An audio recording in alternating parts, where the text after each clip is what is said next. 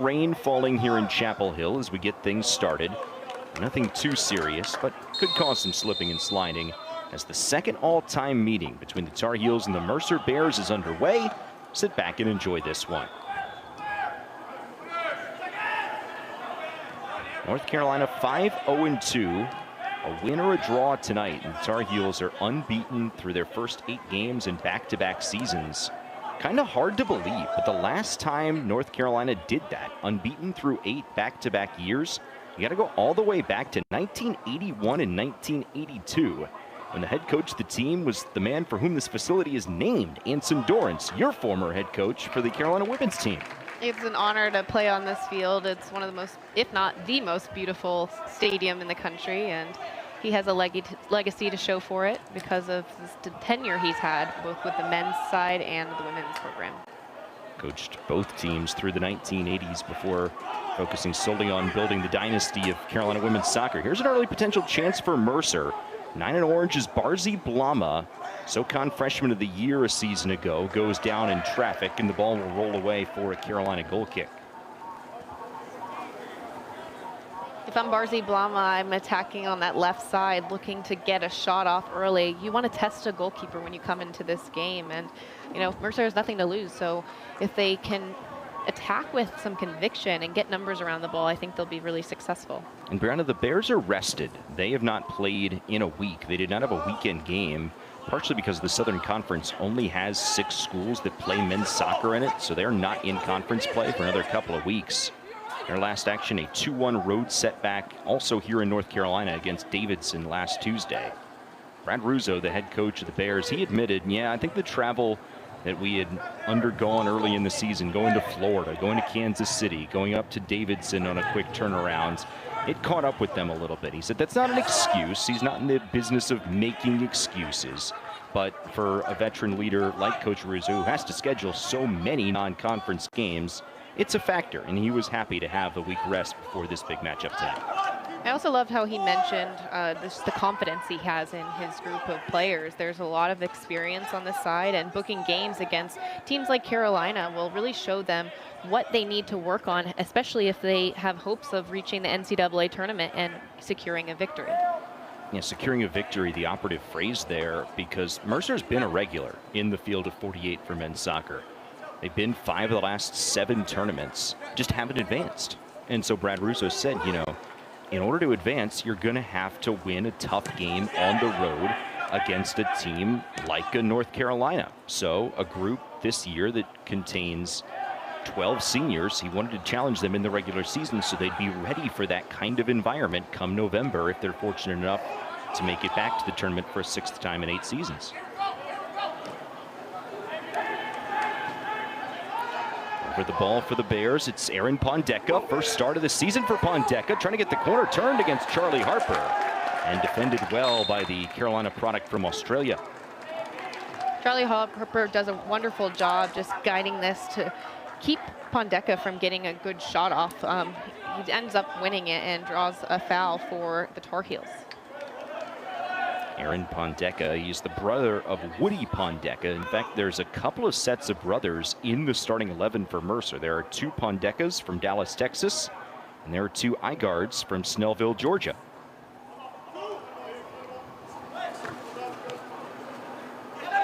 Matthew Acosta for the Tar Heels. North Carolina under the leadership of the 14th-year head coach Carlos Samuano. Won a national title his first season in charge in Chapel Hill in 2011. And he has a group that could repeat that feat in 2024, back in the top 5, for the first time in a non-pandemic season since 2018.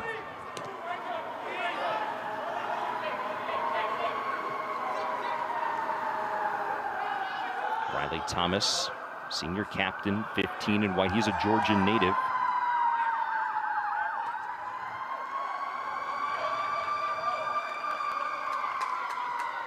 For a Tar Heel throw, Andrew Check will take it. And Carlos Samuano, who's had so much success leading the Tar Heels to 4 college cups in his 13 completed seasons, he's such a process-driven coach. He's all about the development process, and his teams get better as time goes along. And it just so happens that this group this year has a lot of returning pieces. You look at a Martin Vichin, who's in his second year in the program, players like a Riley Thomas and an Andrew Check and Charlie Harper, who were key pieces a year ago. So that learning curve and that gelling process, not as steep this year.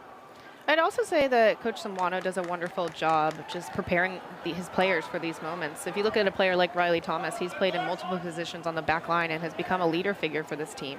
But all of the Carolina sides that I've seen have been well-oiled machines that focus on the details, look to possess the ball, and are really thoughtful about how they want to attack and score goals.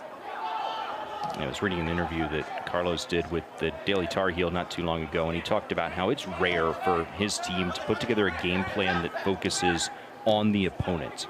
Their mission in game preparation, especially in the big ACC games, is to put together a game plan that's going to let the Tar Heels be the best versions of themselves, and it's worked out a lot through the years.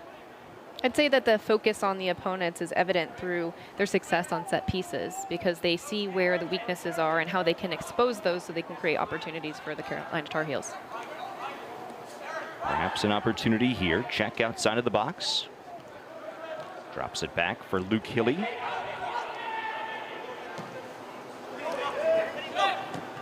Switch of play, Tate Johnson, standout freshman, Tampa Bay Rowdies. There's Vichin, team leader in goals with 6.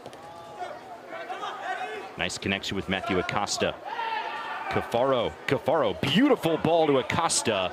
Acosta just keeps it in, though, along the end line. And to hit the gas pedal to catch up to that one.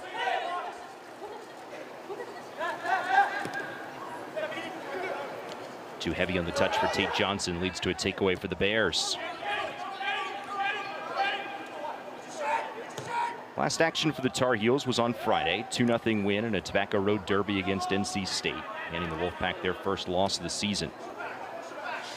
Luke Hilly, Tar Heel transfer from NC State, who switched sides of the rivalry, scored against his former team in an emotional moment. And Ahmad Alquak, who is not in the starting 11 yet again for the Tar Heels tonight, came off the bench, scored his first goal of the season for the Insurance. Great win in front of a huge crowd at Dorrance Field, befitting a rivalry like that. Check making his run from the outside back. Here is Hilly. Hilly, nice footwork. Cafaro, top of the box. Cafaro keeps it on his feet. Jitterbugs away. Sam Williams. Vichin draws a second defender. Vichin to the end line. And McMullen able to play it for Mercer.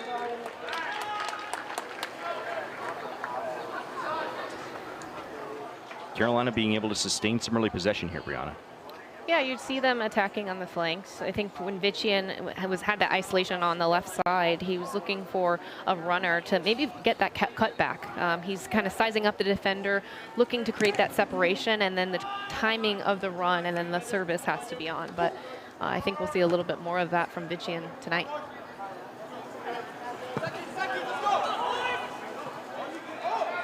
Vichin challenging for the ball. It's Johnson who wins it back. Jamison Charles, 8 and white, making his second straight start. Second start of the season for the 5th-year senior. Haitian native who was raised in Minneapolis. Former Minnesota Gatorade Player of the Year.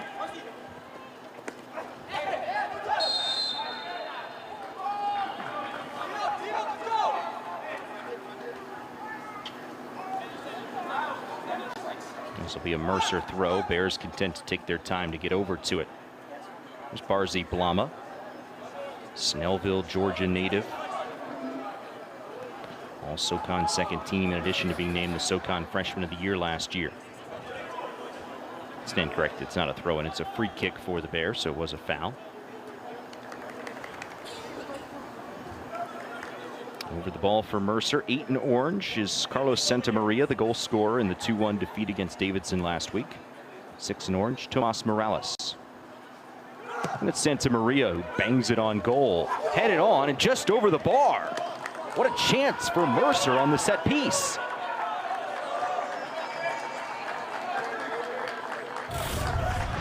Excellent service from Carlos Santamaria. It's a whipped-in ball. And it looks like Yeah, Nick Wasner does a wonderful job just getting on the end of that, timing his run to try and beat Andrew Cortez to the ball.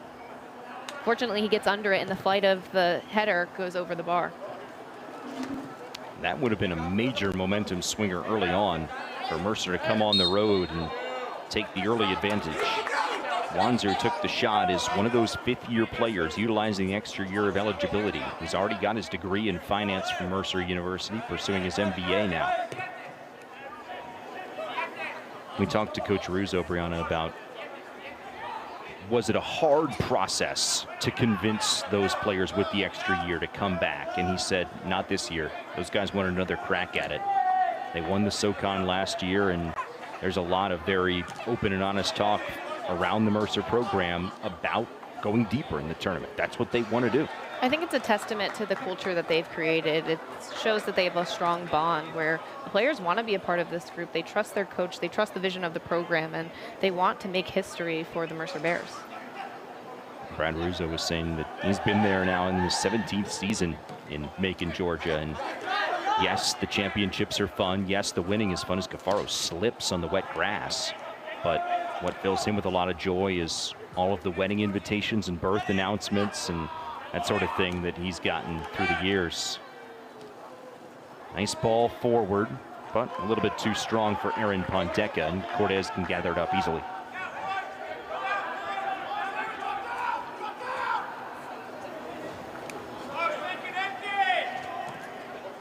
So we said a light rain, not enough to cause a bunch of mud, but slipping and sliding a little bit early on. Nice ball, Cafaro to Vician. Lots of orange jerseys on him. Pops up fortuitously to Tate Johnson. Cafaro again. Williams, can he get a shot off? It's blocked.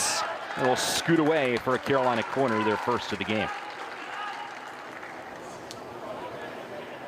Sam Williams has just been an excellent player for Carolina over the years. You can see just his attacking prowess continue to grow.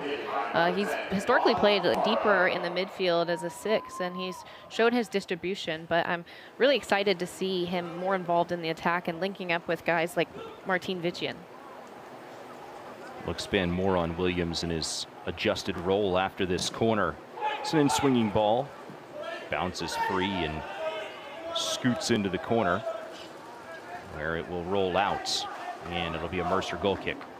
So Sam Williams, as you alluded to, Brianna, he's been a 6 in the past, now more involved in the attack out wide. Why might Carolina make a switch like that in the lineup? I think on the flank you need someone who's good on the ball, who's comfortable under pressure, and he does a good job linking up with his teammates, and he can help stimulate the attack on those flanks so that you can maybe see overlaps from players that are underneath him or him even advancing into the attack. So I think just the evolution of his game gives Coach Samuano more to work with, because these players know the system, know where players need to be, and it ultimately comes down to being in the right spots and working together to create opportunities. Acosta bangs it deep. Here is Williams making his run. McMullen way off his line and out of the box to gather it up. Trevor McMullen, graduate student in his 5th year at Mercer. The Mercer online bios are pretty much a treasure trove of information because of the fun facts that are on there. Trevor McMullen claims to have seen The Office 20 times. I presume that means watching the entire show start to finish. All the adventures of Dwight Schrute, Jim, Pam, and everybody there at Dunder Mifflin 20 times. I wonder if a lot of those episodes that he watched came on their extensive travel this season. I would have to imagine it's a good way to pass the time. And Mercer's played 2 home games, and this is game number 9 of their season. You got to do something on the bus. There's Woody Pondeca. He's the brother of Aaron Pondeca. Starter in every game of his senior campaign at Mercer. Can only imagine how proud their parents are just to see their 2 sons out there sharing the field together and getting to compete for just such a great school. Well, it's a real testament to how positive an experience that an older brother would have to have a sibling follow and be able to come to the same program and feel comfortable doing so.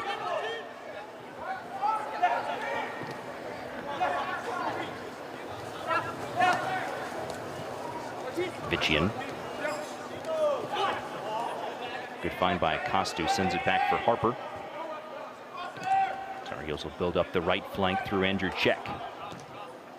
Nice one for Luke Hilly. Flag staying down. Vichian trying to time up his run. Hilly stays over the ball. Hilly inside the box. Cross was blocked. Check again. Headed out.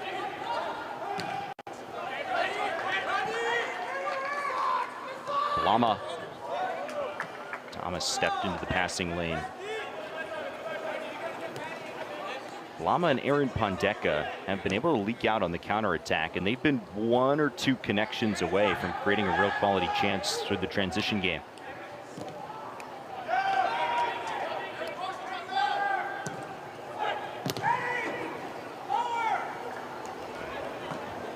Banged out for a Tar Heel throw. Brad Russo is an associate head coach at Bradley and recruited a handful of players. We got 2 balls on the field, folks. Someone tossed one in. Ball came in on the throw-in. And we were about to play with a brand new set of rules. I missed that in the rule changes for this year. But Brad Russo is the associate head coach at Bradley and was recruiting some players from Georgia and realized how much of a hotbed the state of Georgia was for young soccer talent. And that was one of the key factors for him in taking the Mercer job, realizing just how much talent that was available to him in the state of Georgia. There's only 3 Division I men's programs. It's Georgia State, Georgia Southern, Mercer. As he points out, Mercer is the only one of those 3 that's a private, academically centric institution. And he's been very successful with the homegrown talent. I think the homegrown talent applies in 2 different ways. He has no international players on his roster, and I think it's something he's proud of, and he wants to keep that way because they've developed such a strong culture of players from Georgia who know the state, are proud to represent the university, and also he's pulled talent from Texas as well. And I think he's created a wonderful environment that players want to come to now and really putting Mercer on the map. We've discussed the Pondeka brothers. They're from Texas. North Carolina, national brand, recruits all over the country. Saw Jamison Charles there, former Gatorade Player of the Year in the state of Minnesota.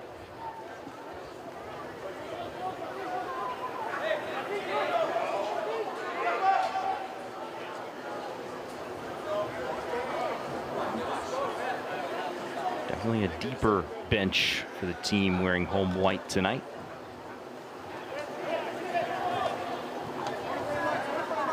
McMullen taking his time.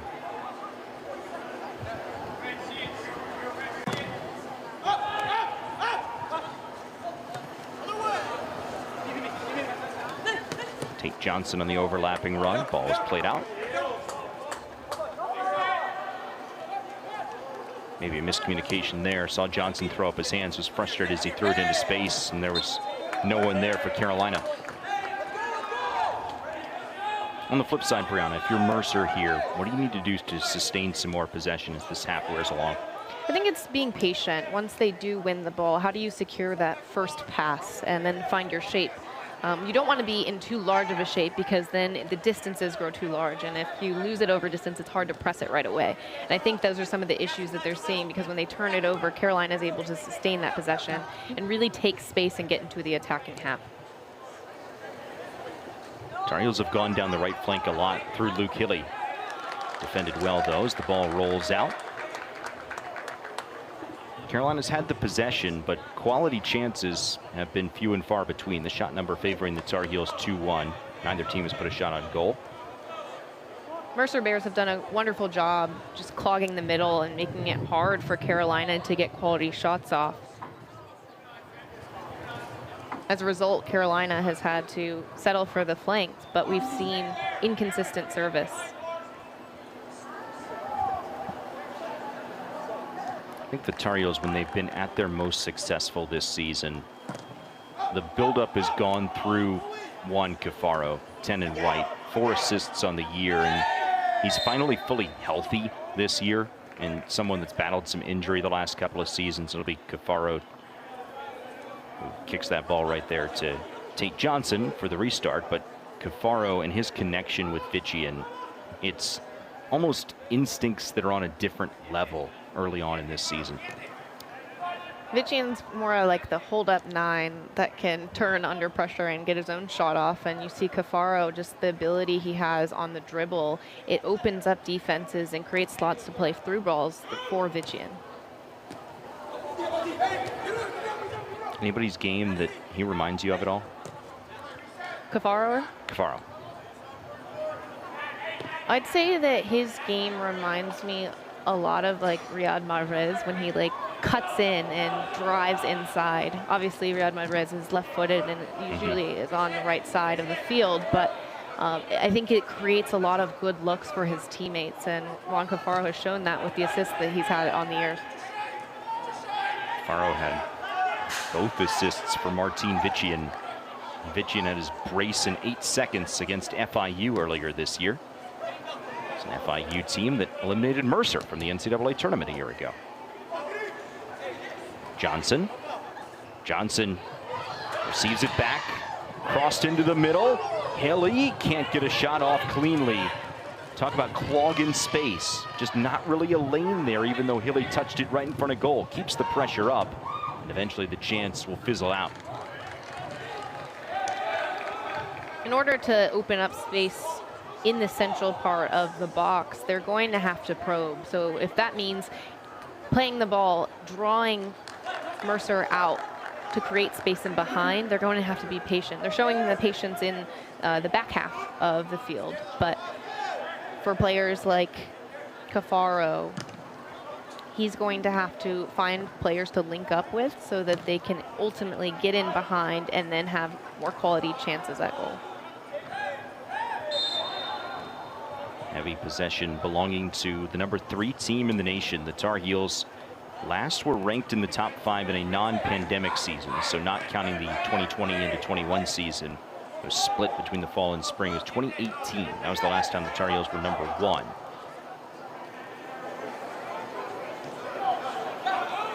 So Carolina up to number 3 in the polls this week at 5-0-2. The 2 draws, both in non-conference play. Scoreless against California Baptist, and a 2-2 draw with St. John's.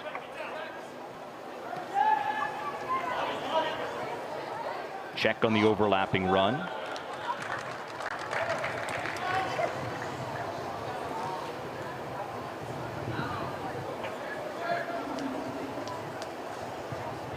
Carlos Santamaria scored the goal for Mercer last game against Davidson, a game that Brad Russo said he didn't really sugarcoat it. It was a frustrating result for the Bears.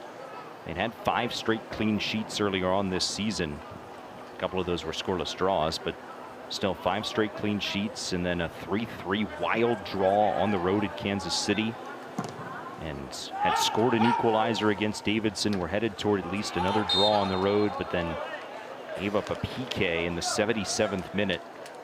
Davidson went on to win that game 2-1.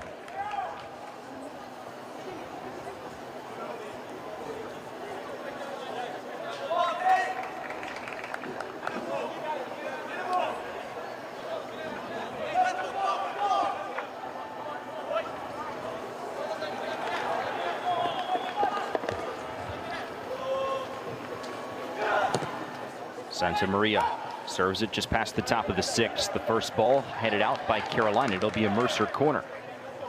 The Tar Heels handled that set piece better than the chance earlier in the first half, where Mercer had the one header that sailed over the bar. But now here comes a corner for the Bears. The Tar Heel defense will have to stand tall once more. Mercer has good size that we'll see on this corner kick, and they have an opportunity to create separation and get on the end of a good service.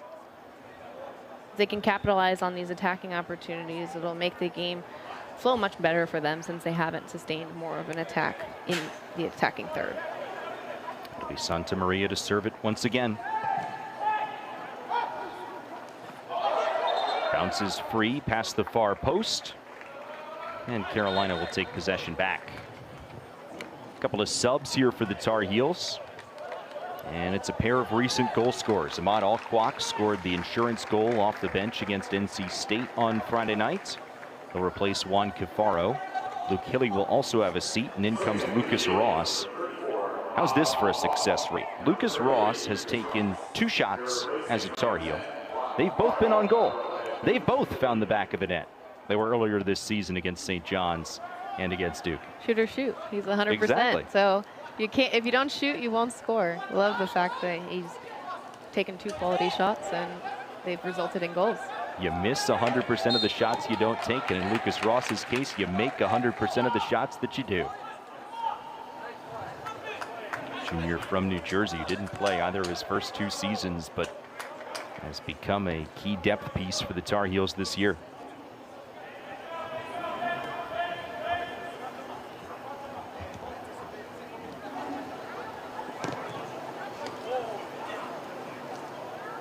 Ross trying to get involved in the attack. Chance for Mercer to build something here. Pondeka on the counter. Pondeka racing forward. Doesn't have help except out wide. Lama trying to keep it in, unable to do so. It'll be a Carolina goal kick. See, these are the moments where Mercer needs to keep the ball so that they can advance more players into the attacking third. I think just having numbers to work with would just make it a lot easier to sustain possession and then ultimately create an attack where they can look for opportunities to shoot at goal. Mercer's chances tonight, or at least the build-up toward chances, have been off set pieces or these very quick transition looks. And it speaks to your point, Brianna, that there's minimal chances for Mercer to try and build something by keeping possession. We'll see what the Bears do here, but it seems like more of the same, just trying to push forward as quickly as possible. Well, for players like Pondeka, he has a lot of speed that's really helpful in transition, but Carolina does such a good job swarming with numbers and making it difficult for them to connect. For the second time tonight, we have 2 balls on the field. Ahmad Alquak has cleared the excess one away to the ball handler on the sideline. The one you see on your screen is the one that is accurate, but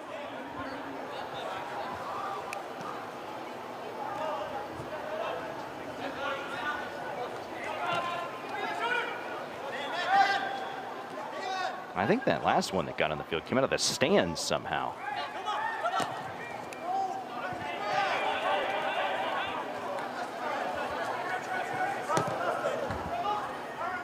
Second all-time meeting between the Tar Heels and Mercer. 2 teams met in 2003 in Greensboro. Neutral site matchup. It was a 5-0 Carolina win. Now they meet here tonight, the reigning champions of the Southern Conference and a newly minted top 5 team off to an undefeated start.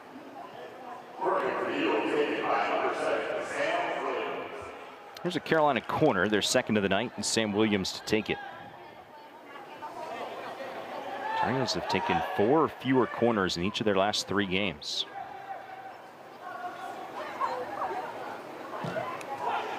Riley Thomas gets ahead on it, and Mercer clears it over the line. So that'll be another corner for Carolina. I don't think that ball off the head of Thomas was going in, but No, Mercer was lucky just to not redirect that back on their own frame. that was scary looking.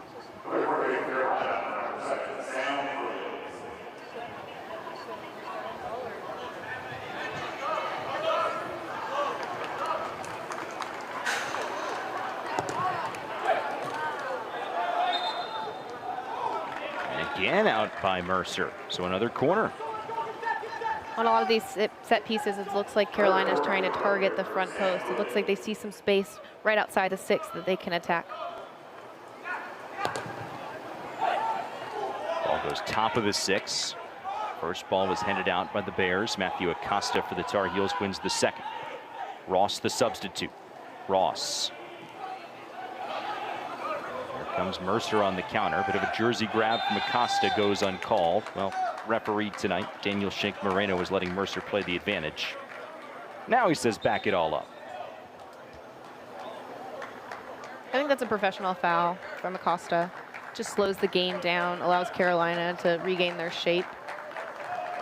And it just kills a counter. And I think for Mercer Bears, that's what they're kind of thriving on right now. If Carolina's in their shape defensively, Mercer has not been able to possess the ball tonight, plain and simple.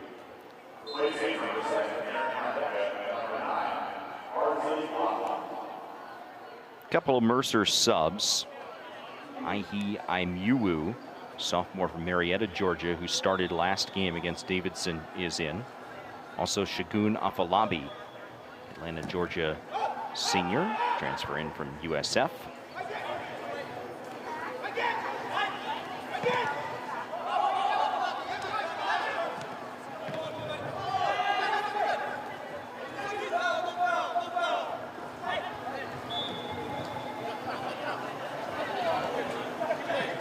Alquak, nice one into space. Great run by Tate Johnson. Vichian. Williams. Check sprinting for it. What will Check do on the fringes of the box? It'll fall to Vichian, who takes a shot that's just high. Oh, Martin Vichian got the shoulders turned, was looking to go upper 90, just sailed it ever so slightly. Great service by Andrew Check. I love this movement, though, from Vichian, the way he pops off and creates a little bit of space to hit it first time. Obviously, the strike wasn't how he wanted it, but the movement off the ball to even create this opportunity to shoot, I think, is something to build on. He just strikes underneath it, and it goes over the bar, but I think the next time he gets that look, he's going to crank it and hit it to the back of the net. The buildup was clinical, too. Absolutely. You could see how Carolina just allowed their numbers to progress into the attacking third, and they were really patient and took their opportunity when they could. I think 6 or 7 different Tar Heels touched the ball on perfectly timed passes to create that chance for Vichian.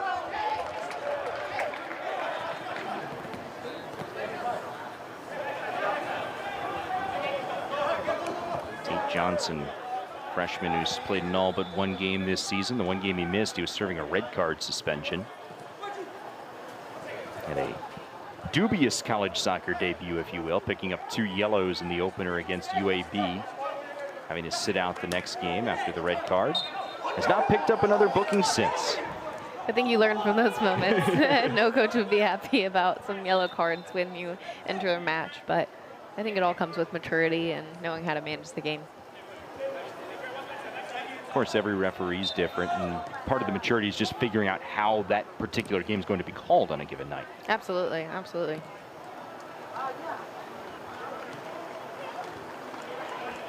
Nice takeaway.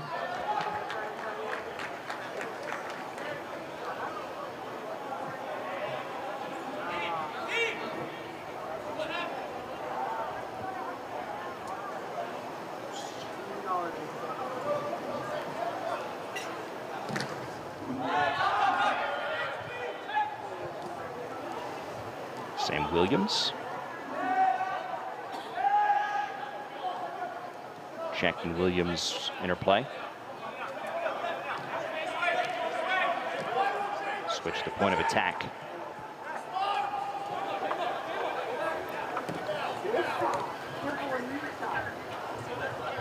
So not only is Ahmad Alquak coming off the bench, but he's playing deeper, sitting deeper in the midfield than he has at different points earlier this year and last season for the Tar Heels as well. Last year we saw him as more of a winger, but again, I think this goes toward just the system that Coach Samwano has built. Players are getting experience in multiple positions, and I think it allows them to understand how the team will function and how the system is intended to work.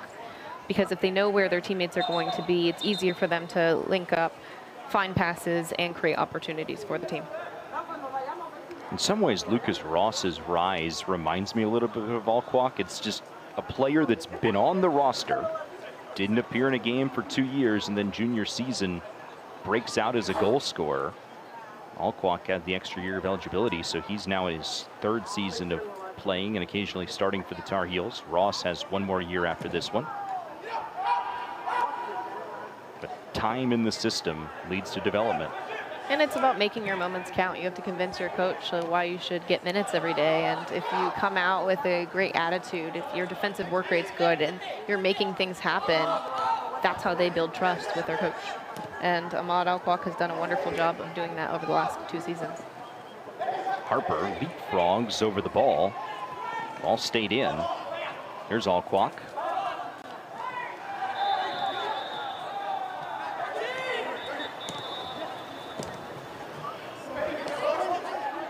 Neil McDonald, 3 in orange, got a touch.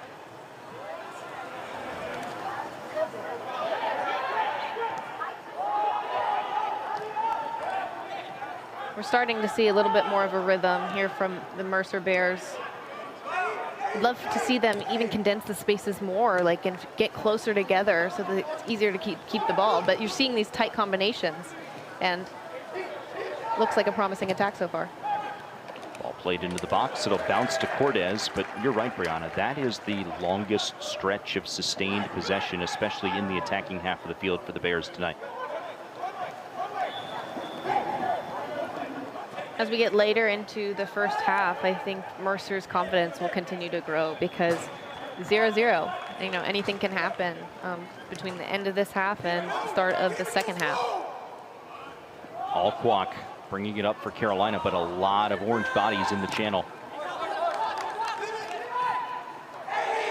This will be a Tar Heel throw, but you're right. If this game goes into the locker room 0-0, the pressure in that circumstance is not on Mercer. Yes, they are a team with a proud history that's been to the NCAA tournament 5 times in the last 7 years, but they're not the team with the number 3 next to their name. For Carolina, they want to defend that number 3 in the standings because for them, it's a big deal to defend their field. And you know, playing a team against Mercer, you need to show who you're going to be in the ACC play because you're going to have quality matchups every single night that you play.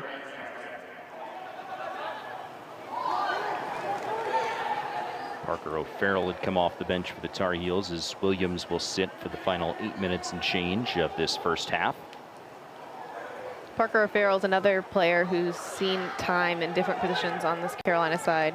He's played a little bit of outside back and has done a great job, and you've seen more of his attacking ability as he's moved higher up the field. Heavy touch by Alquak, and it bounces away. You know, O'Farrell, a couple of starts this season. He was a starter primarily last year. Versatile piece on that right side of the formation, whether it's in the midfield line or on the back line. Nice touch by Johnson for Vitchian. Kadeem Igard, the brother of Saku Igard. Acosta. Acosta once more. There's Check.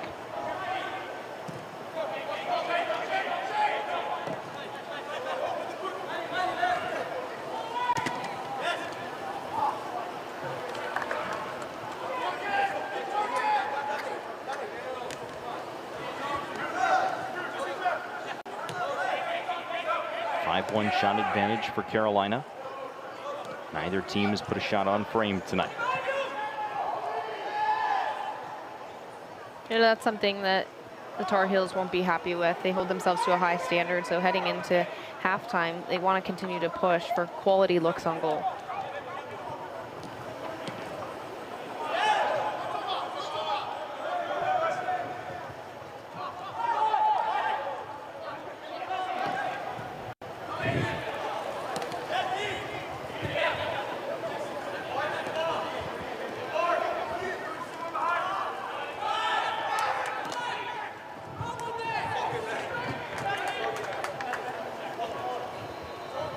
Acosta trying to drop it back for O'Farrell. Didn't put much pace on the pass. Allowed Mercer to deflect it back toward the midline. And Mr. Shink Moreno is going to reach into his pocket for the first time tonight.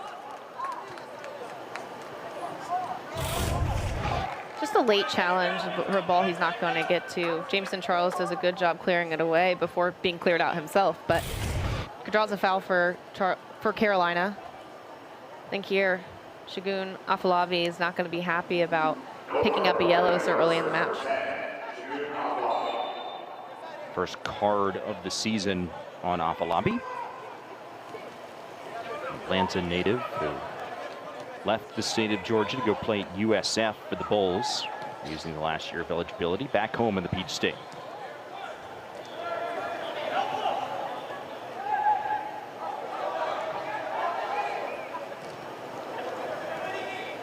Check. Wheels around, takes a shot, and sails it over the bar. Here, I don't mind the shot from distance from Czech. I think as for Tar Heels, they need to get more shots on goal and figure out how they challenge Trevor McMullen. Here, he strikes underneath it, and it sails well over the bar. But I like the look to drive inside and look for that back post. There's so much going on the right side of the box with Ross trying to interplay there with Czech, and it's almost as if McMullen's eyes were looking at that, and so Czech has the ability, okay, turn, quick shot, maybe catch the keeper a little bit off guard if he can put that thing on frame. And for Czech, because he is coming off the right side, more often than not, Trevor McMullen will be towards the near post. So by shooting it to the back post, you're working against the momentum of the goalkeeper.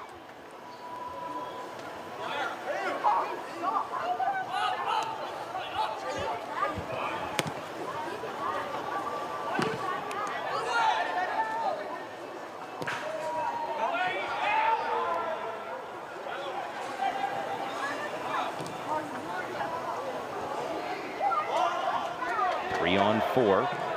Ball played into the box, cleared away by Afalabi, the all-SoCon selection who we talked about right off the top. Veteran center back for the Bears.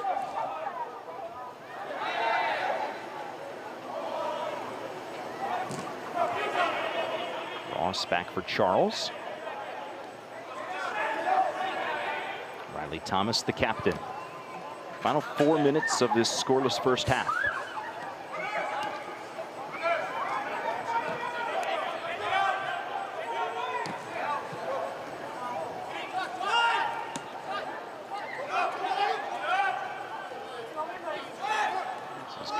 Guard. Nice one into space for the substitute Imyiwu. Can he get the numbers? Imyiwu's cross blocked by Harper, but it'll be a corner here for Mercer. In these transition moments for Mercer, they're looking to create some corner kicks, and they've done a good job just driving forward. I think a lot of it has started with Kadeem Agard, just the way he's taken space and looked to link up with his forwards. This is the second corner of the game for the Bears. How impressive would it be if waning moments of this first half, Mercer can turn a set piece into the game's first goal? That's definitely what they're pushing for, because if you can make a statement going into half, the momentum will shift in your favor. Santa Maria will stand over the ball. A lot of bodies crowded in the box. Low flat ball to the back post that Cortez touches away. This will be another Mercer corner from the other side. That was definitely a ball that the intent was to probably get a redirection, I think, along the far post there, but it was pretty low and flat. Cortez got there first. Dangerous ball from Mercer, but Cortez does a wonderful job just to get out there and command the box and, you know, bat it out for another corner kick, because if he leaves that ball, it's going to bump around right inside the 6-yard box, which is a really dangerous situation. Created a ton of traffic, chaos in front of him.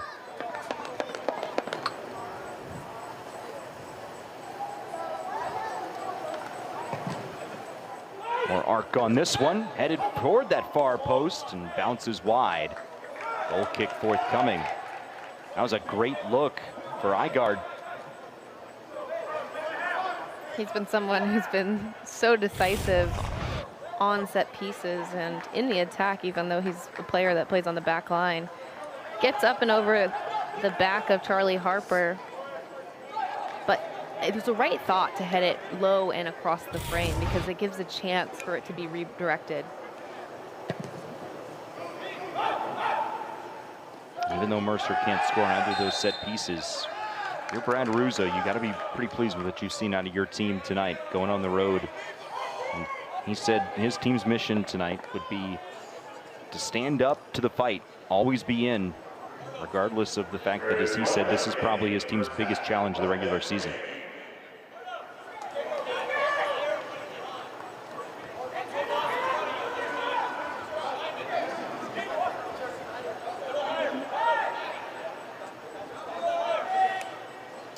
Trevor McMullen has great distribution, so being able to serve the box from outside of their own attacking half, I think, is a huge asset. Nice ball inside the box. Charles was able to block that one. 20 seconds of this scoreless opening half.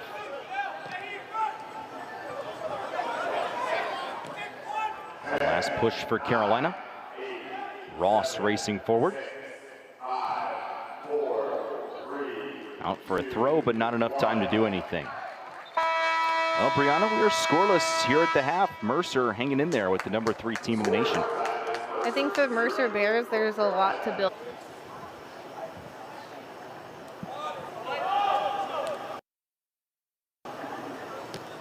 Mercer is in the orange. North Carolina is in the white. Carolina blue bottoms.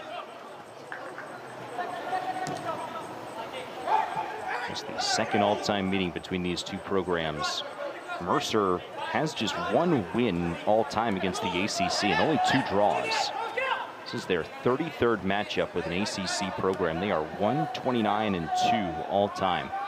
The one win was the last time they played an ACC team. That was 2022 against Virginia Tech. Limited success playing the Atlantic Coast Conference, but Mercer has certainly put themselves in a position to have success. Perhaps earn a point or more here tonight. Martine Vichian back in there to start the second half for the Tar Heels.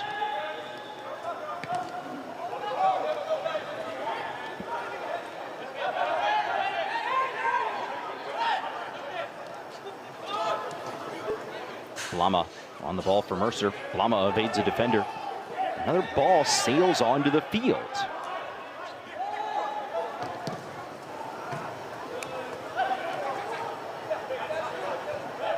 I think what's going on, Brown, is the intramural field that's located behind Dorrance Field. There's pickup action going on there tonight. And I'm pretty sure what's happening is, you know, the folks there playing pickup are not exactly putting shots on target. They're just blasting it over. Yeah, they're just sailing field. way high over the bar and bounce off the concourse, and next thing you know, it's on the playing surface here at Dorrance Field. Maybe the balls that are invading this pitch are the ones begging to be shot into the back of the net. See, there you go. They've got that magic power. See, yeah, there you go. That's the pickup action right there. That's just behind the stands and just behind our broadcast location here at Dorrance Field, right in the middle of campus. It's a beautiful setting for college soccer. But, and I've called games here. You've played and called games here since this facility opened in 2019. I can't remember this happening maybe more than once. It's happened 3 times tonight. So there's clearly somebody or some team or something that's way off target.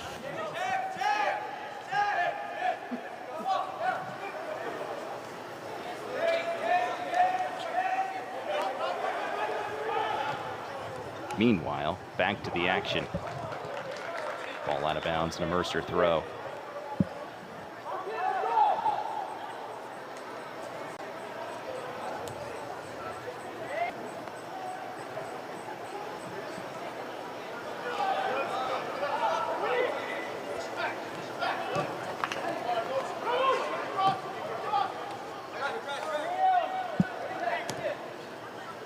Check. Serves it for Hilly. Unable to get on the end of it. One back by Mercer near the midline. It's Aaron Pondeka, 7 in orange, who won it back initially. Nice tackle. Johnson keeps possession.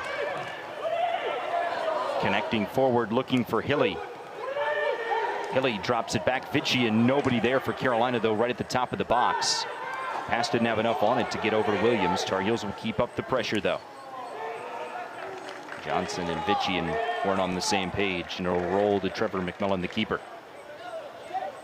If Vichian makes a run there as Johnson's sending out that through ball, then Tar Heels are going to have a chance, potentially, but just not on the same page. I think that's been the story of the first half, just missing the timing of the run or the pass. And if for Carolina, they can get on the same page about the spaces they're looking to exploit, they'll be able to create more opportunities for themselves. Hard foul in the middle of the park against Matthew Acosta. Daniel Schenk Moreno blows his whistle and wants to make sure everybody's calmed down. There was a little bit extra jawing after that contact. Pondeka draws a foul here, and it's a little bit upset from the challenge here from Matthew Acosta. Tensions start to rise as we enter the second half, but I think this is the chance for Mercer to build on that energy and bring that competitive drive into the way they're trying to attack. And much like the first half, it's a set piece, middle of the attacking half of the field.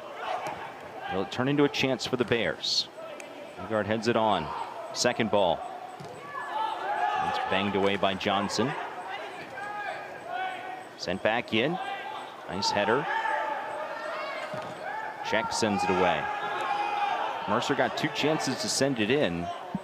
See if the Bears can sustain some possession here. Instead, they play very directly. Back to the top of the box. Bounces down right at the feet of Grant Hampton. Just the second start of the season for Hampton tonight. Long range shot. Cortez has to make a save. It's the first shot on goal of the night, and it comes off the right boot of Dalton Reyna.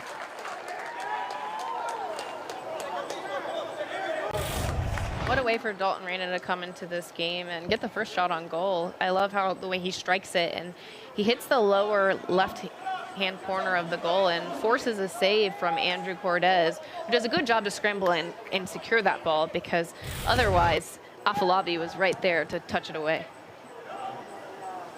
Dalton Reyna, graduate student out of Texas, another one of those Texas players. And another one of those fifth-year players for Mercer that we've talked about throughout the course of the broadcast tonight. Tate Johnson just stepped into the passing lane, took that one away. On the move for the Tar Heels. Vichian into space for check.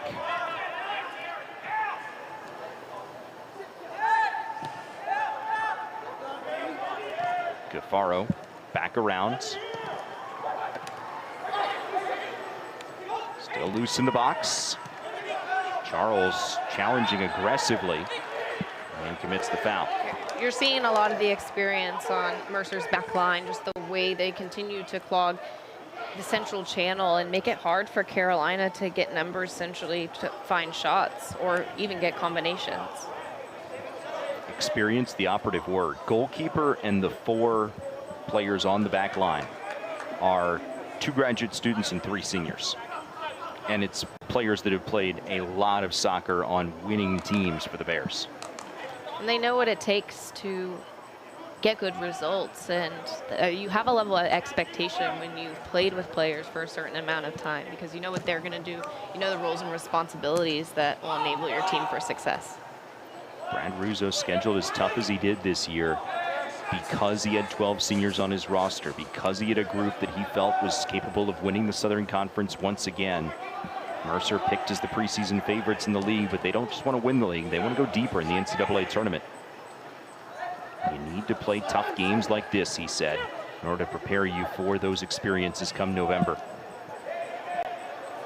Bears have held their own in this scoreless game for over 50 minutes against the nation's number 3.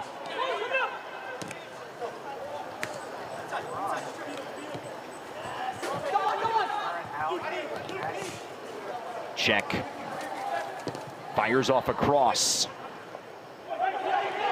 Johnson, can he take a shot? Does. It's blocked. Acosta, second chance, low on the ground, and the first save of the night for Trevor McMullen.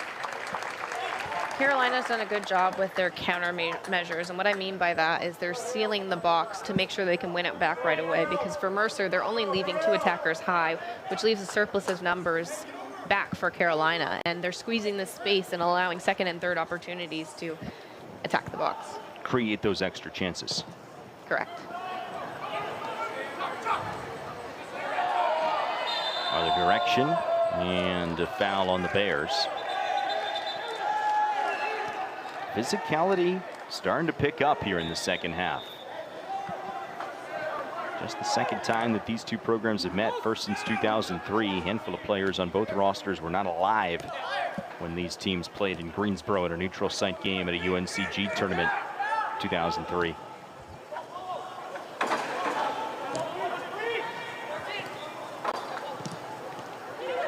Fitchian. Cafaro looking for his options. He has Luke Hilly. Hilly tried to volley it home and sailed it up high over the bar.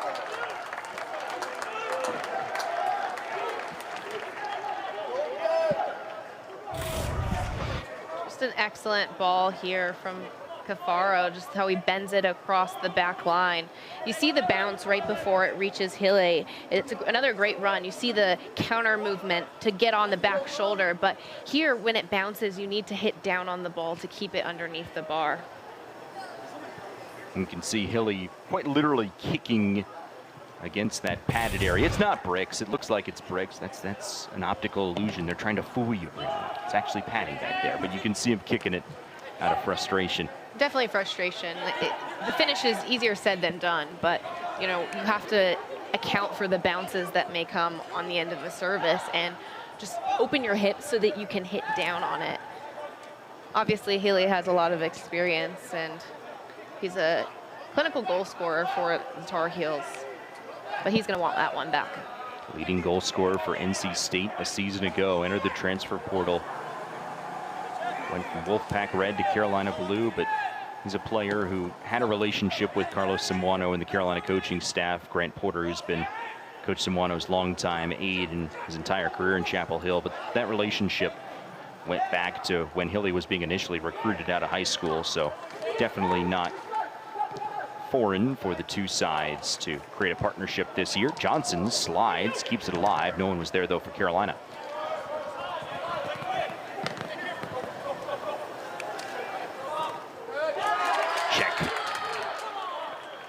Check. Plays a nice ball to Fitchian.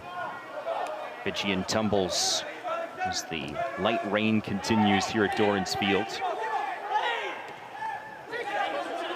Again, you're seeing Mercer win the ball and immediately kick it forward, but it's falling to Jameson Charles and Matthew Acosta, who are just continuing the attack. And you can start to feel the momentum start to shift in favor of the Carolina Tar Heels. And Mercer's starting to get on their back foot, but can they connect that first pass and take a breath and then ultimately build forward and create their shape? I feel like we've said that a couple times tonight through the broadcast. Can Mercer build? Can the Tar Heels build? Both sides have fired off a shot on goal each here in the second half. We went the first 45 without either team able to put one on frame.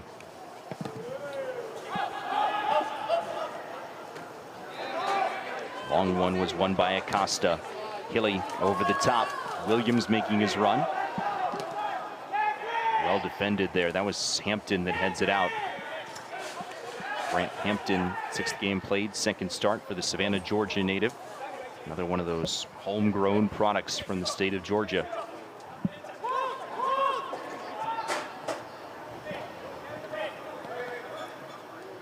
Throw-ins can actually be a set piece for any side, especially if you have a player with a long throw-in. That's a pretty long one that'll bounce down. First contact, though, was by a Bear. Fitchian tried to flick it on. Falls to both Hilly and Harper. There's some confusion as to who is trying to take it. Harper tried to volley it home. That's a sequence I think Carolina's going to want back. There was that moment there. Harper, Hilly come together, and neither one really took charge. Yeah, it's a little bit of a hesitation that honestly loses you a chance to get a quality shot off. But I think for them, they're looking to stay inside the posts so that they can either hold up the ball and lay it off for someone else to shoot, or to avoid pressure and look for a shot themselves. Of the two of them, was there one that should have taken more charge and called off the other, for lack of a better term? I mean, I always go with the attacker, so I'd say Luke Hilly. You know, you want to be aggressive in the box, right, and have an attitude about scoring goals and doing anything you have to do to like win those 50-50 balls and get on the end of it. But you know, he has those characteristics, and it's just about showing it more consistently. 4 goals this season for Carolina, and Harper, who was also there in the neighborhood, 2 goals for his Carolina career.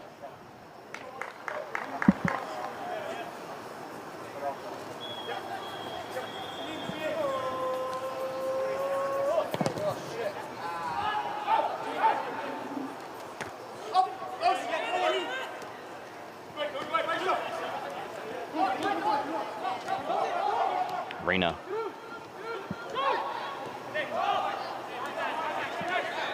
Afolabi starting the second half for Mercer. Got a touch. Check heads it out for a Bears throw. And to your point, Brown, throw-ins can be a set piece, especially this area of the field.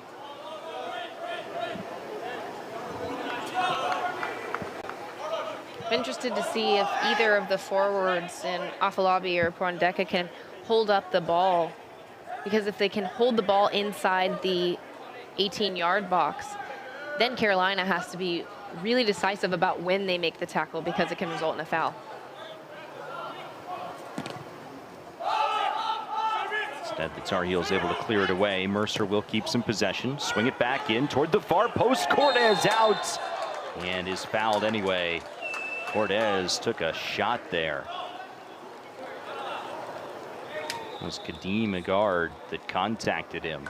You know, I really commend goalkeepers and their bravery to come out and claim the ball. I've been on the other side of a collision like this where I'm the one attacking, trying to score the goal, but goalkeepers, they'll always be protected by the referees, especially when it's a 50-50 that they come out and claim. But he did such a great job just commanding his box, coming out to win it against Kadeem Agard, who's so good in the air.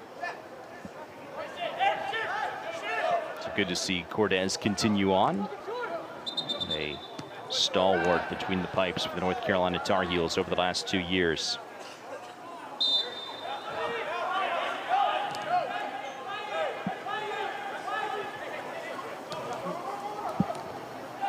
Closing in on half an hour to play. The newly minted number 3 North Carolina Tar Heels. Unbeaten this season, 5-0-2. Against a Mercer Bears side, reigning champions of the Southern Conference. Just 1 ACC win and 2 draws over 33 all-time games. We're starting to see a little bit of lightning off it in the distance, and as a player, I'd be thinking, how can we find this goal quickly? I'd be pushing my teammates and raising the intensity and the urgency about, getting the ball back in play. This is the moment that Carolina's going to want to push for to find that goal, or for Mercer to start their upset. Certainly is a possibility. If you get to 70 minutes and the game is stopped, it can be counted as an official game. So we're about 9.5 minutes away from that right now. Of course, the hope is to play uninterrupted toward the game's conclusion.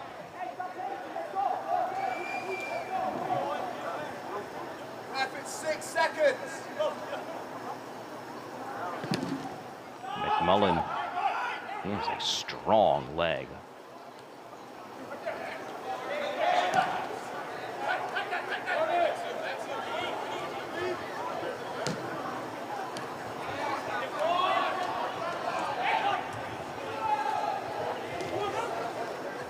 Hilly, challenged from behind, allows Mercer to win it back with some numbers here.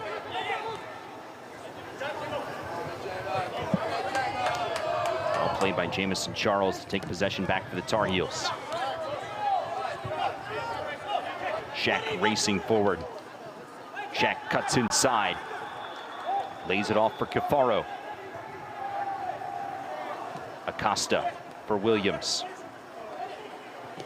Williams bends it on. No one there.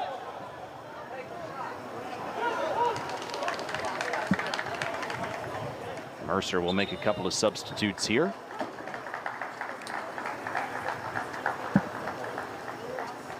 So the Bears will bring back on a pair of starters. That's Tomas Morales. Additionally, coming back in, Barzi Blama.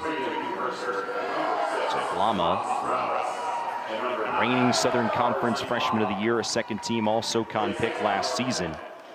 He will return at the top of the formation for the Bears.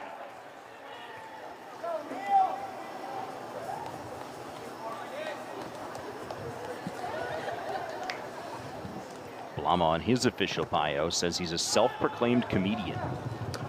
I don't know if you get to declare yourself. I think that's the funny part. Ah. Bears pushing it forward here.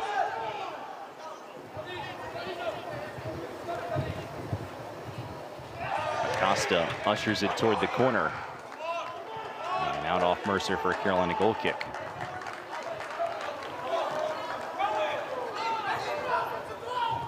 It's actually a throw-in, okay. A couple of moments for the officials to all get on the same page right there.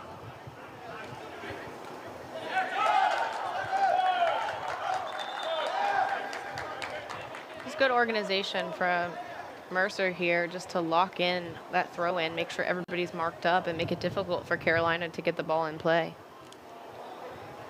Ends up being kicked out. There's the Carolina women's soccer team up to number 4 in the nation. They're waving because they're up on the big video board. Back at home on Friday, 7 o'clock against Virginia. Brown and I will see you for that one on ACC Network Extra.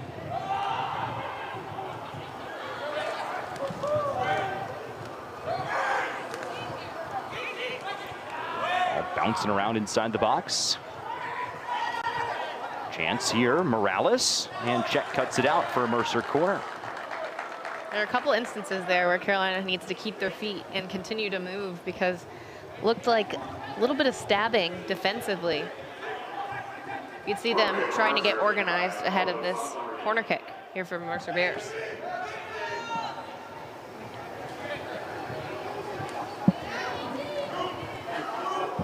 Fourth corner of the game for the Bears. First of the second half.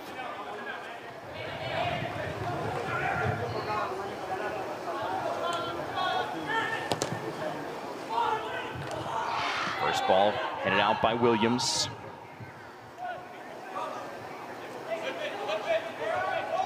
Guard.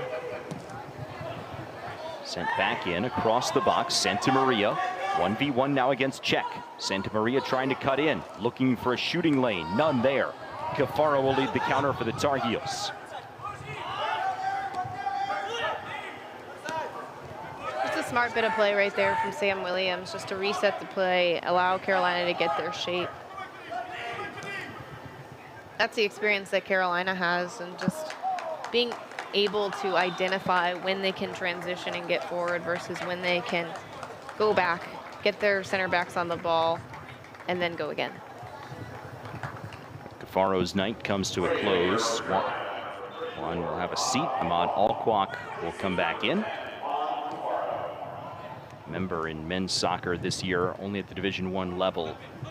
You are substituted out in the second half. You cannot return. Previously, you were allowed one re-entry in the second half if you left the playing surface. Saw a bit of that interview at halftime with Martin Vitchin on the Carolina Insider podcast. He was asked about how that impacts things for him as a forward. He said, honestly, not that much. You just stay ready for when your name is called. And coaches, yes, they don't have the ability to get the players rest among some of the starting forwards, but Carolina seems to have it figured out, Martin said. Good stretch of possession here from Mercer. You're starting to see the movement off the ball to get around it, great numbers, and combine. It's a really good point. Mercer's chances in the first half came on quick counters more than anything. Johnson bounces away, out off Mercer. Carolina throw.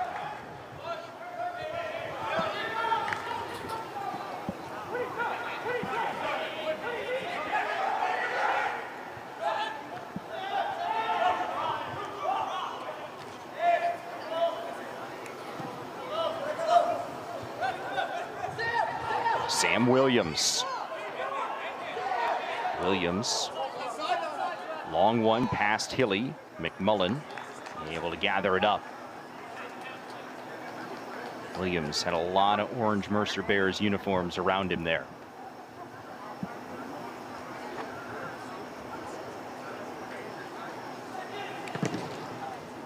Halfway home in the second half. Scoreline remains where it was at halftime. 0-0 in this second all-time meeting. Mercer trying to earn just their 4th all-time result against an ACC team.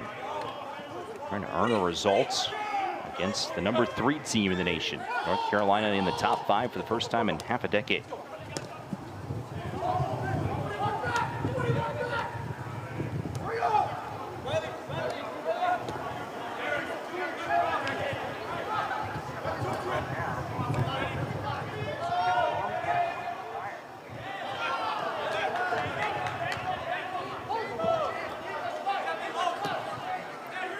And Charles distributes wide for check.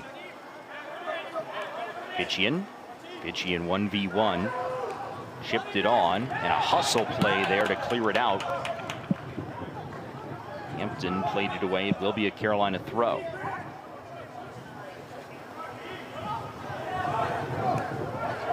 Fitchian, fringe of the box.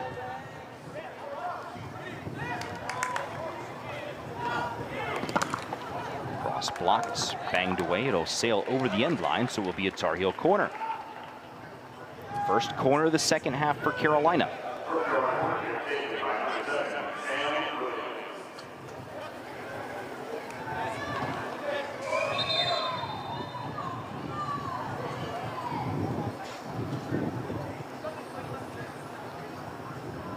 We haven't called Woody Pondeka's name a lot this game, but he's done an excellent job just stepping aggressively, reading the game, making it difficult for Carolina's forwards in hold-up play. Just the way he anticipates passes and tries to step in front has been really good tonight. Senior from Flower Mound, Texas, who started every game of his senior season.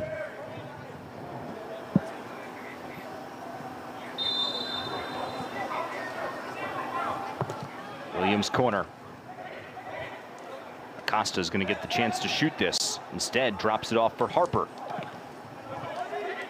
A little bit of hesitation there from Acosta. Keeps the ball at his feet, though. Now cleared effectively by the Bears. Charles hustling. Keeps it in play for Carolina before it went out.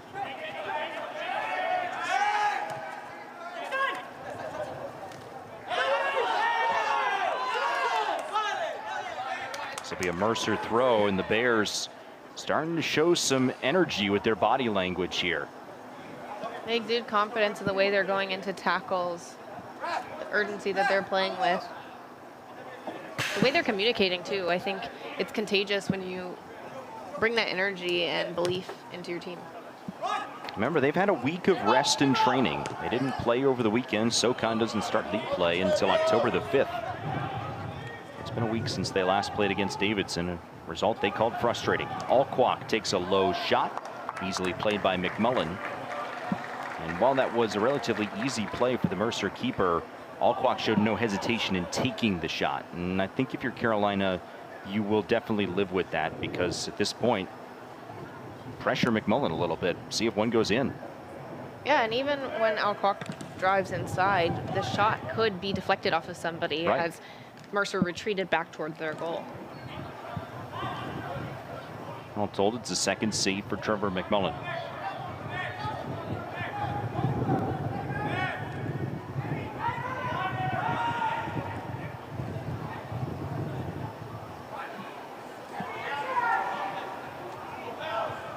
Johnson.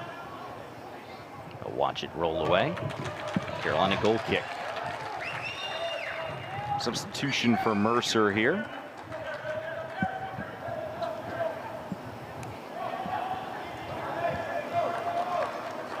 Day will come to a close, it appears, for Aaron Pondeka. Miwu will come back in. Marietta, Georgia sophomore.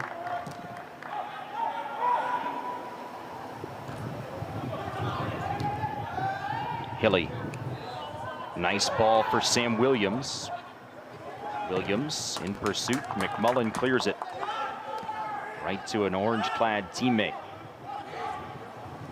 It's a good hold-up play from Barzy just to chest it back to Carlos Santamaria. Keep possession for the Bears. Yeah. Been impressed by Barzy Plama. Pitchy in the other way. Alquak. Alquak, can he get the corner turns? Hampton again on the ground.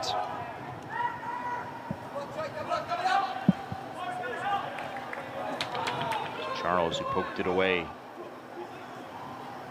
Hilly again with options, goes back for Acosta. Sustained possession here for North Carolina. Alquak. Cut out, tackled nicely. That was Kadeem Agard. Bears looking upfield. Harper's able to play it away. Mercer's chances of the quick counter go by the wayside.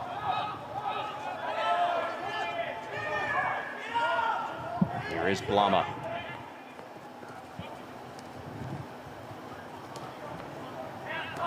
Hampton.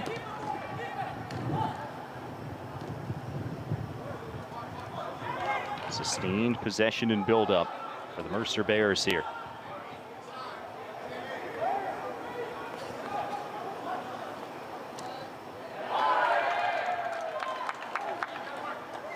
Matthew Acosta has been so calm in that midfield, just the way he's been in distribution, his movement off the ball, and then also his defensive work rate.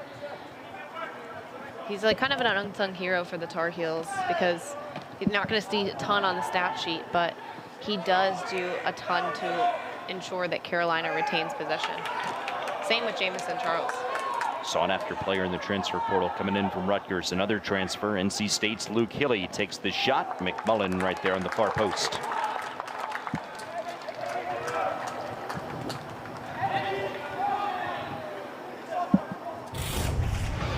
Luke Hilly creates a little bit of isolation, and he's forced to the outside, which I know he doesn't want. He wants to drive inside as an attacker. It's a low percentage shot, ultimately, on the left foot to the near post. Trevor McMullen has no trouble covering that post on this goal.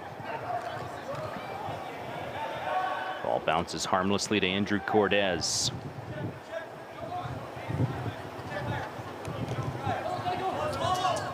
Does this game have a goal in it? Are we headed for a scoreless draw?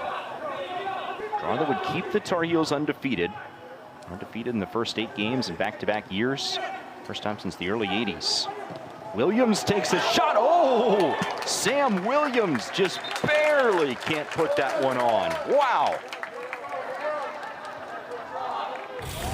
What a great look from Sam Williams. Gets it on top of the box and takes a touch inside to create a little bit of separation, to look for a window to shoot, and just a bended back post shot to the back post ultimately works against the keeper and back onto the frame. So he just misses it. He could see the effort and the intention behind that shot. A little bit of frustration as we stretch further into the second half. That one was wide of the frame instead of over the frame, but reminiscent of Fitchian's chance back in the first half for the Tar Heels. Plenty of space around, a little bit of time to shoot. Just couldn't get it on there. Meanwhile, after that shot missed, Carolina made a substitution, and Lucas Ross came in for Luke Hilly. So Ross, who has the 2 goals off the bench this season, hunting another. Here is Ross. McMullen comes out. Ross evades him. Oh, Lucas Ross off the side netting. Not enough can be said about that ball from Alcock, just to thread it in behind to Lucas Ross. The run he made in behind was so well timed, and Trevor McMullen did a good job just cutting down the angle, making it difficult for him to get on the end of it. And after Ross made the run, lightning has been detected in the area here in Chapel Hill. And so we knew this was a possibility. As Brown had mentioned, we saw some lightning strikes off in the distance. It's been drizzly off and on tonight. And so play has been brought to a stop here with 14:09 to play. This is an official match, but based upon the announcements that are being made, it is just saying to evacuate the facility. And so now we will enter a weather delay here at Dorrance Fields in this scoreless game. Again, we are playing in the 76th minute, so it is an official match, but based upon what is being announced here in the venue, the match is not at this moment being completed, terminated, whatever word you want to use in this situation. So it is just under weather delay, weather suspension for this moment.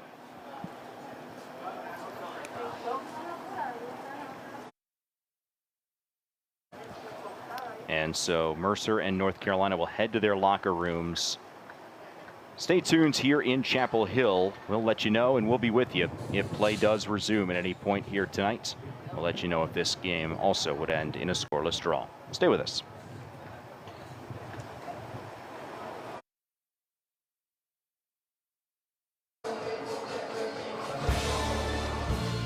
Welcome back. The inclement weather has passed from Dorrance Field, and we are ready to resume and conclude this non-conference men's soccer matchup between the number 3 North Carolina Tar Heels and the visiting Mercer Bears. Hey everybody, glad you're back with us. She's Brianna Pinto, the former Tar Heel, current NWSL pro. I'm Matt Krause, and Brianna, here we are. Back at it, scoreless game after this weather delay. These two teams will have 14 minutes to try and find a goal, and each have had chances here in the second half. Yeah, both teams have had chances, but it's ultimately about who can capitalize on those chances. And 14 minutes is enough to leave everything on the field because they've got a little bit of rest. They can go back to the drawing board, drop some tactics, and figure it out. So I'm interested to see if the Carolina Tar Heels or the Mercer Bears will come out on top tonight. How do you handle that as a player, these 30 minutes where you got to go back to the locker room and then you warm up indoors and then you get back into play here, and it'll be about 45 minutes all told? As a player, you just remain focused on the overall goal. For Carolina, they want to defend their home field and figure out a way to secure a victory. And for Mercer, again, they have nothing to lose. So coming into this match with a week of rest, you want to leave everything out on the field to prepare you for conference play in a week or so. So Trevor McMullen in goal for Mercer. He will resume play with a goal kick. The Office enthusiast, I don't know if he was able to watch an episode of The Office in the locker room during the delay, but he had time to, almost the perfect amount of time. Back at it with 14 minutes to go in this scoreless game. Mercer searching for just their 4th all-time result against an ACC team. They are 129-2 all-time against the ACC. North Carolina is unbeaten this year at 5-0-2. Tar Heels have not been unbeaten to start the first 8 games of the season in back-to-back years, 1981 and 1982. They can achieve that with a draw or a win here tonight. Ball into the box, cleared away defensively by Carolina's Andrew Check.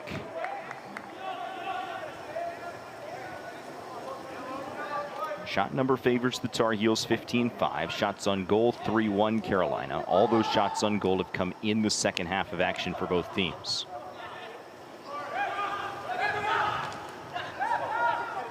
Turned over and blasted wide. Santa Maria took a look. Not a bad idea. Take one from outside the box.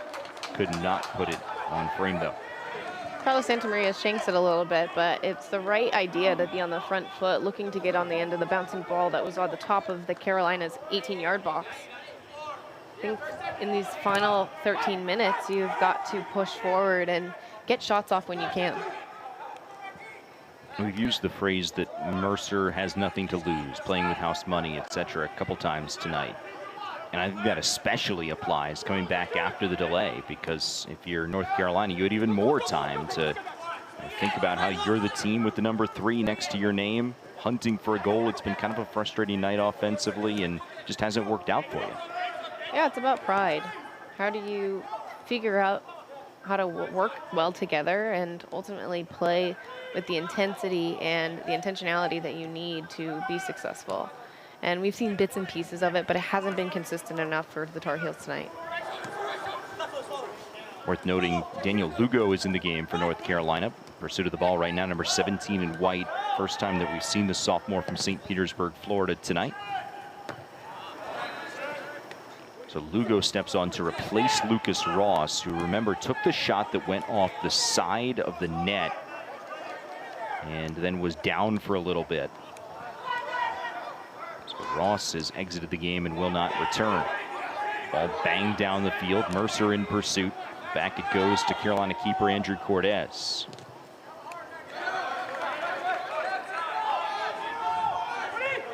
Jamison Charles looks wide for Andrew Check.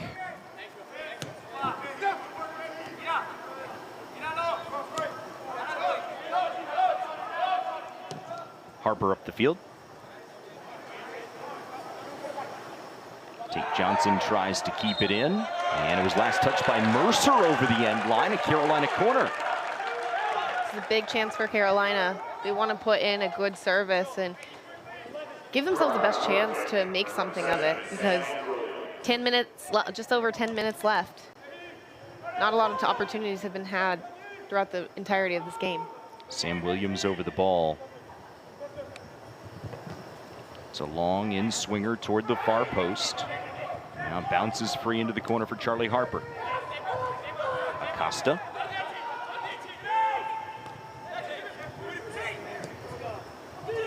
Over the top, Vitchian, just wide.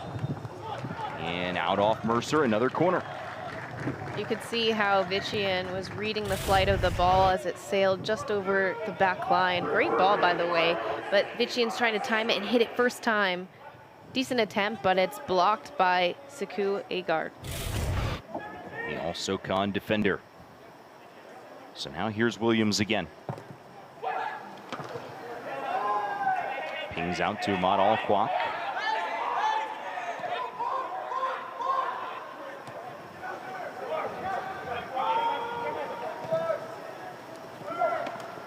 McMullen loves it up with relative ease.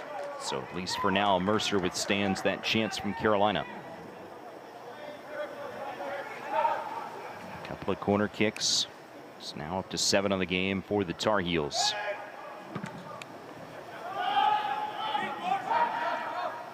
Two teams that pride themselves on defense.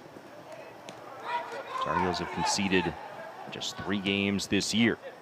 Al-Kwak. Al-Kwak weaving to the top of the box, leads it off for Williams. Williams stepping in, banged away. 4 clean sheets for North Carolina, 5 clean sheets for Mercer so far this season.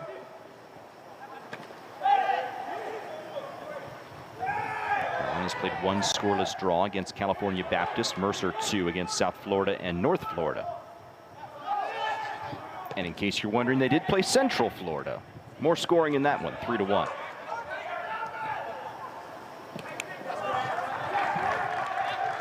Grant Hampton has had a really solid game. Just the way he's defended, the way his closing speed is what stands out to me. His timing of when he applies the pressure and then makes the tackle has been outstanding tonight. Vitchian. Mullen handled it again.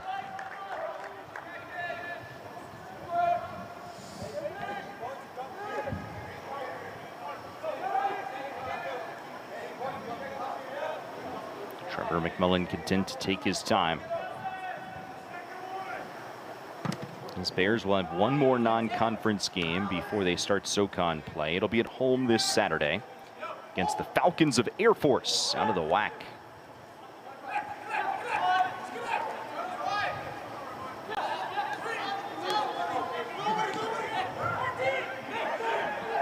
Bears connect a couple of passes. Harper played it down for the Tar Heels, though. Give it away. Foul in the middle of the park, potentially. Play on. Just outside the box, this is Amuwu, 13 and orange. Sustained possession for the Bears. Mercer turned this into a scoring opportunity. Flicked over the top, headed on. North Carolina takes possession back. It'll be Al-Kwak down the left flank. A streaking Vitchian. Vitchian's gone the whole way in the second 45. McMullen. Excellent reaction from McMullen. Ball gets deflected from Vitchian's what looked like a cross, but ended up being a deflected shot. And McMullen just adjusts his feet really quickly and covers the near post.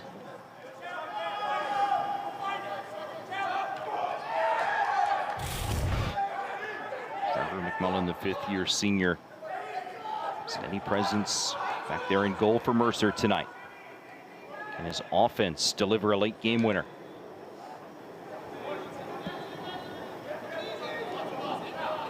Al-Kwak. Lugo in pursuits.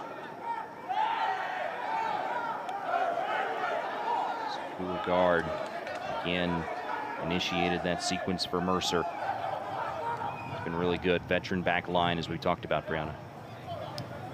The back line has been excellent. I think this is definitely a performance that they can build off of because they've talked about conceding goals earlier in the season. But again, they're playing against a talented Carolina side, and becoming a cohesive unit takes time, and they've shown just the way they've developed over the course of 4 or 5 years. Brad Russo, the head coach of the Bears, said he wants his team to compete and battle and understand that every second of every game matters. I think that they've been up to the test tonight.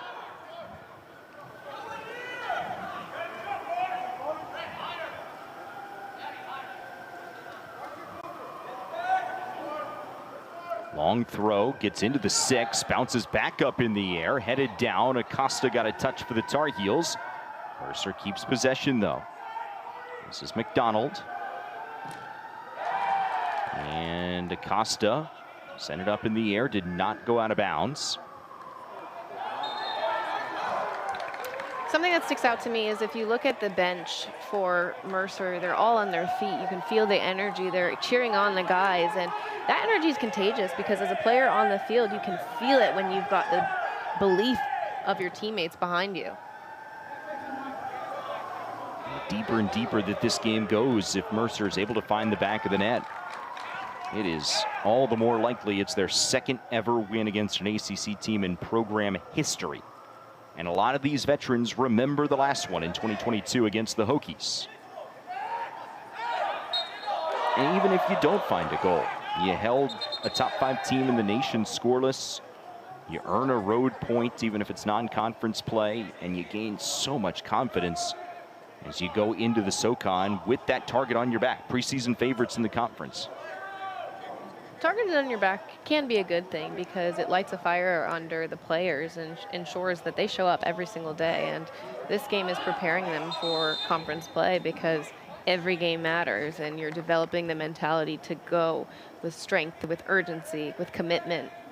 And the Mercer Bears have shown that today. I think this is definitely a performance that they'll be excited about. Having that target on your back, it requires the consistency that Brad Russo talked to us about, that he wants to see from his team. A long one from McMullen inside the box. Cordes nearly had it jarred free by his own teammate as both he and Thomas went for it. Now the Tar Heels quickly on the counter. Long one from Alquak. Lugo racing down, guided out, last touched by North Carolina. It'll be another Mercer goal kick.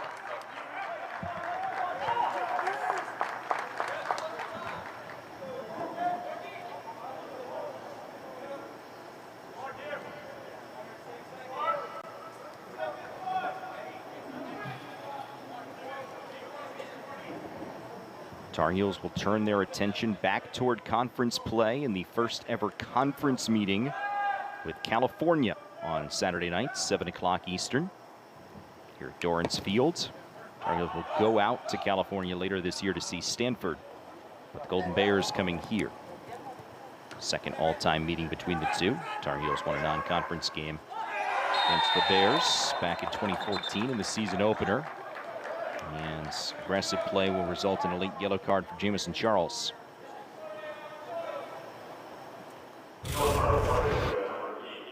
Carlos Santamaria does a good job using his body to shield the play. Jamison Charles catches his ankles, and Mercer picks up a foul. First time this season that Charles has been carded. Just under 3 minutes left. They're definitely going to look to serve the box.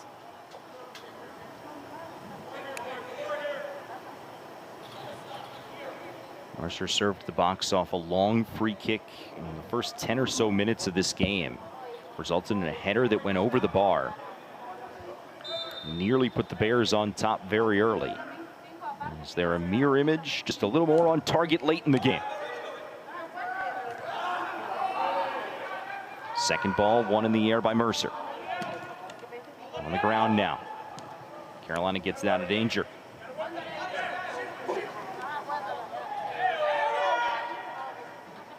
It'll be a Bears throw, 2.5 left. Oh, Sawano waving his arms around, coaching over there. What do you think he's telling the team as he's gesticulating like that? He's telling them to mark up and make sure that they can swarm the ball on the flank because it's a good opportunity to win it back. so they can get forward.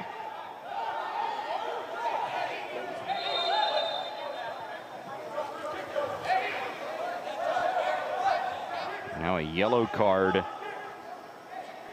believe this is some sort of a delay of game probably after this sequence along the side. Let's see. Oh yeah, Tate Johnson just went after him. Yeah. Not even trying to play the ball there. I think that's a little bit of a senseless yellow to pick up. And we talked earlier in the game about how Tate Johnson had shown maturity and growth ever since he got the 2 yellows in his college debut. First booking since then in the season opener. This game enters the 89th minute, still scoreless. Yu down the flank, has Thomas right there on him. Has to play it back for a trailer. It's Morales. The rest of the midfielders for Mercer should be sprinting to get involved in the attack to create numbers, because Carolina has so many numbers that have retreated back towards the top of their box. A long looping cross played back in. And Mercer just not really sending numbers, even in this situation where the game's so late, time dwindling. Santa Maria's ball served in, headed out. One back. Kadima Guard.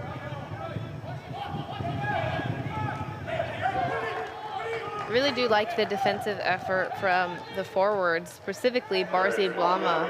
He's done a wonderful job. When he loses it, he immediately sprints to apply pressure and regain it.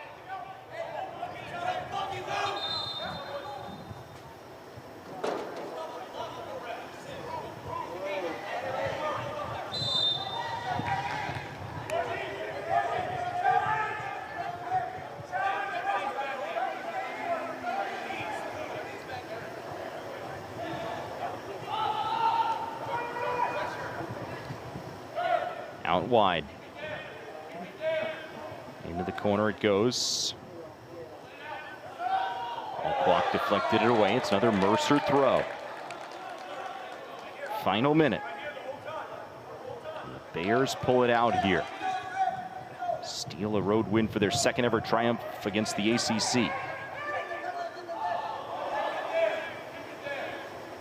Into the corner, dispossessed.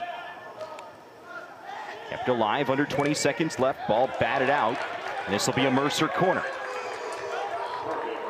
Down to 10 seconds. Bears have got to hurry to get this one off. It'll be one last chance on a set piece. If the Tar Heels stand tall, they keep a draw. Ball served in. Second ball will result in one last chance. Last ditch opportunity played away, and this one will end 0-0. Well, Brianna, there was a weather delay.